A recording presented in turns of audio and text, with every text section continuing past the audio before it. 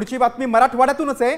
अतिवृष्टीच्या अनुदानातून वगळल्याचा आरोप करत परभणीच्या पाथरी तालुक्यातील कासापूर येथील शेतकऱ्यांनी जलसमाधी आंदोलन केलंय। तर गोदावरी नदीत हे आंदोलन करण्यात आलंय। आपण या दृश्यांमध्ये पाहू शकतो। कृषी अधिकाऱ्यांना 27 ऑक्टोबरला बैठक बोलावण्याचं आश्वासन दिल्यानंतर आंदोलन मागे घेण्यात आलंय।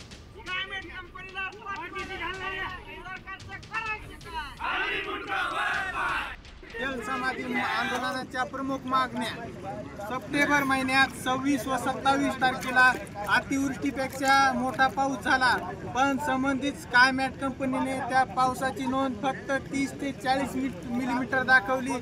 त्यामुळे शेतकऱ्यांना हक्काचा 100% पीक विमा तसेच 100% अतिवृष्टी व पूरग्रस्तामुळे पूर आल्यामुळे झालेली मदत यापासून वंचित राहिले। जोपर्यंत स्कायमेट कंपनीवर गुन्हा दाखल होत नाही तोपर्यंत या शेतकऱ्यांचं जलसमाधी आंदोलन चालूच राहील। आता isakal.com आहे देशातील नंबर 1 ची मराठी न्यूज वेबसाईट। प्रत्येक अपडेटसाठी isakal.com ला नक्की भेट द्या।